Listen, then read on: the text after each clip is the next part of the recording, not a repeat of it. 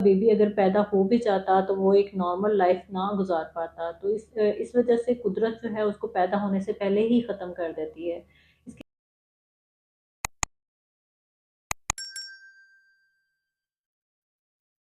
अस्सलाम वालेकुम, मैं हूँ doctor Wajiha, am obstetrician and gynaecologist और मैं झंग में फातिमा मेडिकल क्लिनिक में प्रैक्टिस कर रही हूँ।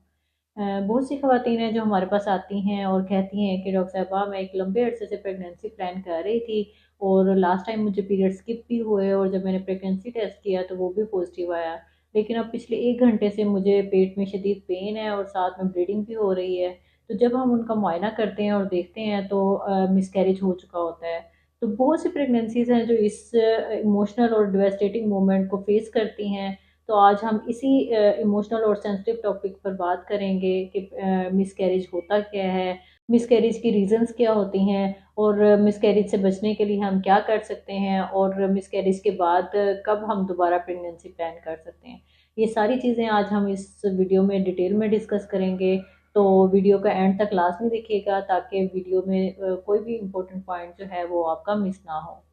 मिसकैरेज है क्या? तो हमल के पहले 6 माह में खुद ब खुद प्रेगनेंसी आपकी ज़ाया हो जाना या बच्चे की ग्रोथ ना हो पाना, जिसकी वजह से आपकी डॉक्टर भी आपको मशवरा दे सकती है कि आप मिसकैरेज करवा लें। तो हर 100 में से 10 खवातीन का लाइफ में कभी ना कभी मिसकैरेज लाजमी हुआ होता है। मिसकैरेज ज़्यादातर फर्स्ट ट्राइमेस्टर में होते हैं और अगर 3 से ज़्यादा कंसेक्टिव टाइम आपके मिसकैरेज हो जाएँ तो इसे हम रिकरेंट प्रेगनेंसी लॉस या आरपीएल भी कहते हैं। मिसकैरेज की रीजंस क्या हैं? तो मिसकैरेजेस की रीजंस जो हैं वो डिफरेंट ट्राइमेस्टर में डिफरेंट होती हैं। तो फर्स्ट ट्राइमेस्टर में जो मिसकैरेज की सबसे कॉमन रीज़न है वो है क्रोमोसोमल एब्नॉर्मेलिटी। मतलब कि आपका बेबी अगर पैदा हो भी जाता तो वो एक नॉर्मल लाइफ ना गुजार पाता। तो इस वजह से कुदरत जो है उसको पैदा होने से पहले ही ख़त्म कर देती है। इसके अलावा अगर माँ को कोई हाई ब्लड प्रेशर, शुगर, दिल की बीमारी या कोई क्रोनिक किडनी डिजीज़ या कोई भी और मेटाबॉलिक डिसऑर्डर है तो उसकी वजह से भी फर्स्ट ट्राइमेस्टर में मिसकैरेजेस होते हैं। इसके अलावा अगर माँ की एज ज़्यादा है या एक ऑटोइम्यून रीज़न है मिसकैरेजेस की, वो है एंटी फास्फोलिपिड एंटीबॉडी सिंड्रोम। इसमें क्या होता है कि एंटीबॉडीज़ बनती हैं जिसकी वजह से ब्लड जो है वो थिक हो जाता है माँ का और वो और जो ब्लड वेसल्स होती हैं जो बच्चे को ब्लड सप्लाई करती हैं वो बहुत ही बारीक होती हैं। उनके अंदर जब ब्लड जम जाता है तो बच्चे को खून की सप्लाई रुक जाती है जिसकी वजह से बेबी डेड हो जाता है। ये रिकरेंट मिसकैरेजेस जिनको बार बार मिसकैरेज हो रहे होते हैं उनमें सबसे कॉमन रीज़न जो है वो यही है।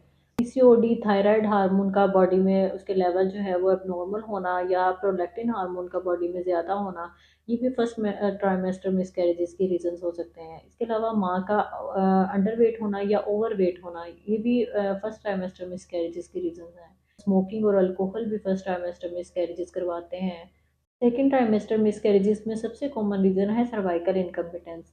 सर्विक्स बच्चेदानी के मुंह को कहते हैं। अब सर्विक्स जो है वो इन खवातीन में बहुत वीक होती है जिसकी वजह से बगैर किसी पेन से सर्विक्स डायलेट हो जाती है और बेबी डिलीवर हो जाता है।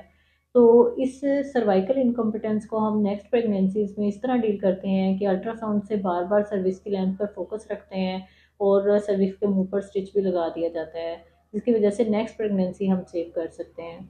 इसके अलावा जेनिटल ट्रैक्ट के इन्फेक्शंस वो भी सेकेंड ट्राइमेस्टर में मिसकैरेजेस करवाते हैं। इसके अलावा बच्चेदानी की रसोलियाँ या बच्चेदानी में कोई भी बर्थ डिफेक्ट है तो वो भी सेकेंड ट्राइमेस्टर में मिसकैरेजेस करवाते हैं।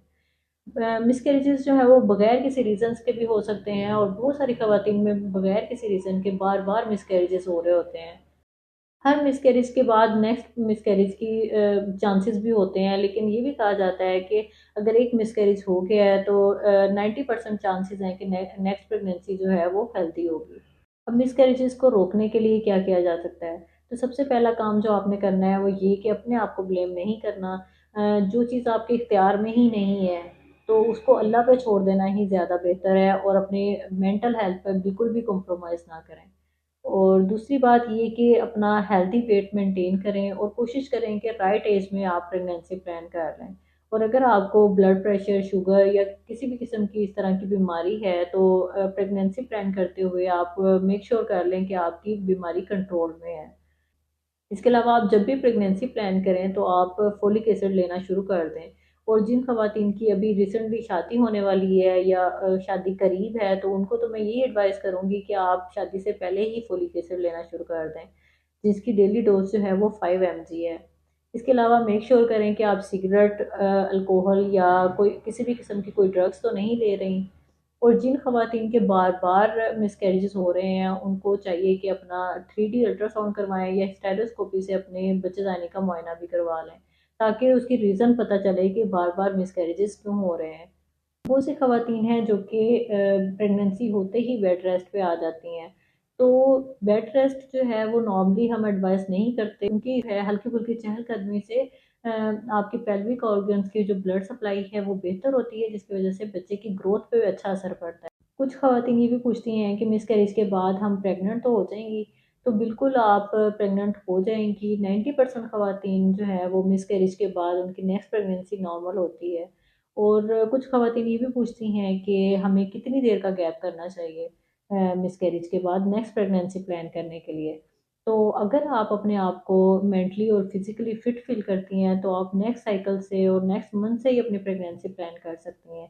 और मेडिकली किसी भी किस्म के गैप से आपकी नेक्स्ट प्रेगनेंसी पर कोई भी ख़ास असर नहीं पड़ता, और ये आपकी पर्सनल चॉइस है। अगर आप अपने आप को फ़िट फ़ील करें तो आप नेक्स्ट साइकिल से ही प्रेगनेंसी प्लान कर सकती हैं।